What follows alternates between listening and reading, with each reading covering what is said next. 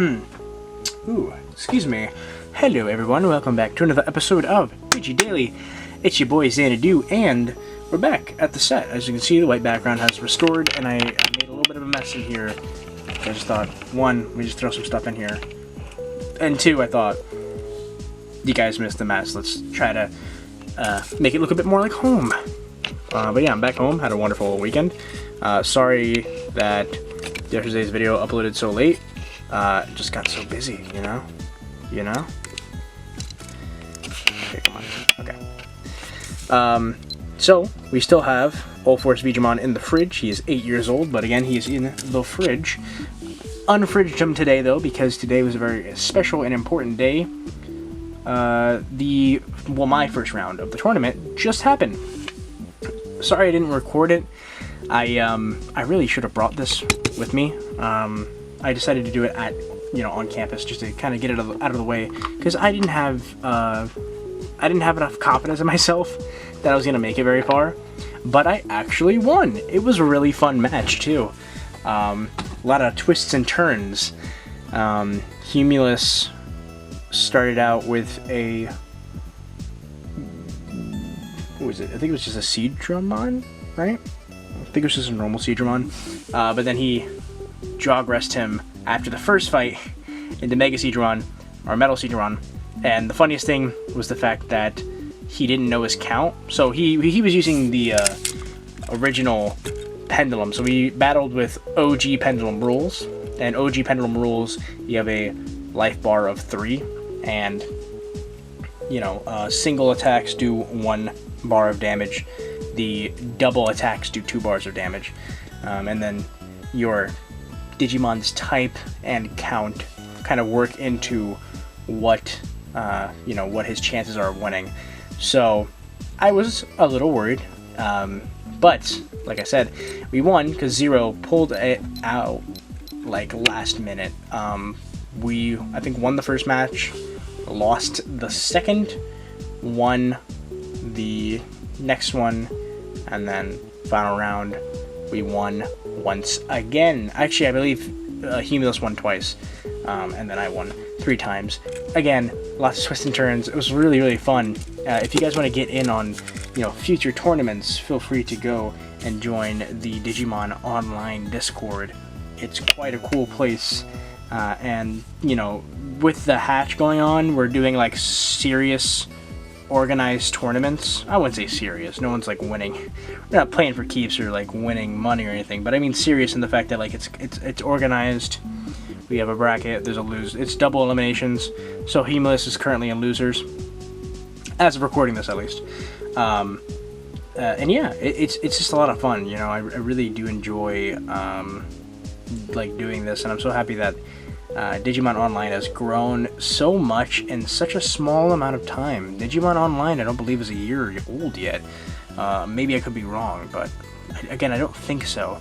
So that's really, like, it's kind of amazing to see it grow exponentially and see all these people from all around the world fighting each other. It's a blast. It's a lot of fun. I highly recommend hitting up Blue and asking for a DCOM if you guys want to join in on the fun. Now, with that being said, there's one last thing I want to talk about before I go. Just a quick update episode. Nothing too crazy today, guys. The X3, I didn't even realize, but I mean, as we all know, the X3 was announced, and they, totally put it up for pre-order, like, literal moments after the pre-order period ended for the X2, which was weird, to say the very least, and shocking to both us and our wallets. But the interesting thing that I realized when looking into it, I believe the ship date for the X3 is actually sometime, I think, in March of next year, which is not that far away from the shipping date of the X2. The X2 is supposed to be coming out sometime in November. I'll probably be getting it late November, early December. But I'm using, the time period that I'm comfortable with as far as Japan you want. And I like I said, I used a different service to get the X2, so we'll see how long it does take. I will be making a video on my experience with them when I get it, and I'll let you guys know if it's a trustworthy place. But I was thankfully, again, thanks to Sneaks, huge shout out to Sneaks, I was able to go half and get the X3s from Japan Yuan. And so, one thing that I noticed is that usually I spend about a couple months with a new device when it comes out, a month or a couple months, it depends. I believe the X3 I was running for a good 3 to 4 months. So by the time I'm either wrapping up or even just kind of getting around to finishing the album on the X2, the X3 will be on its way. And I find that super interesting. So what I'll be doing is probably a dual run.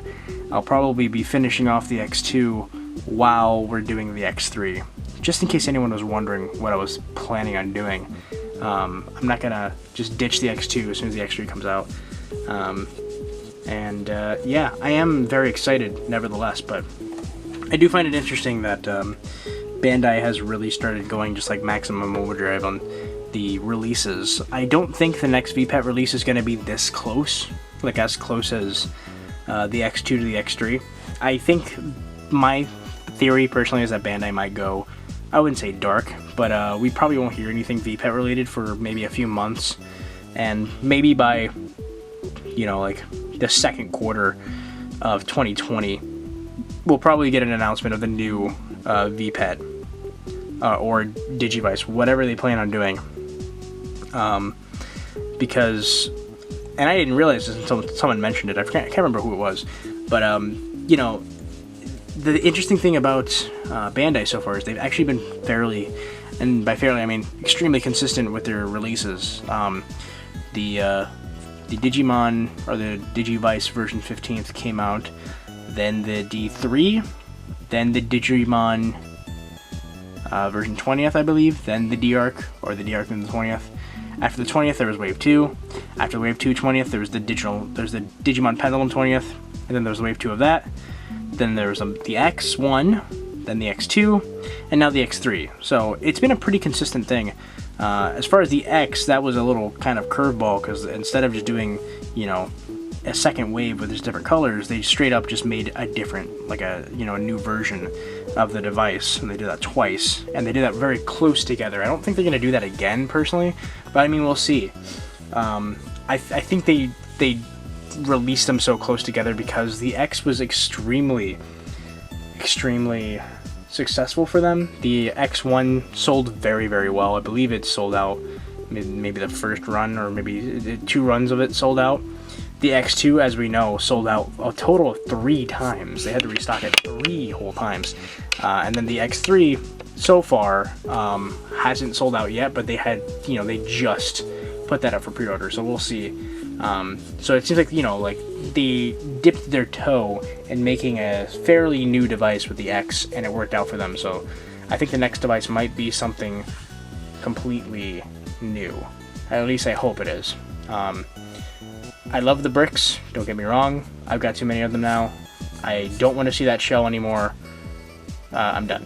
Unless, of course, Bandai makes a Wave 2, like Bandai America makes a Wave 2 of their 20ths, then of course I'm down for the bricks again. But as far as new devices, I'm done with bricks. Let's move away from that. Let's try to find something else, a new shape for these devices. I would like a bigger screen.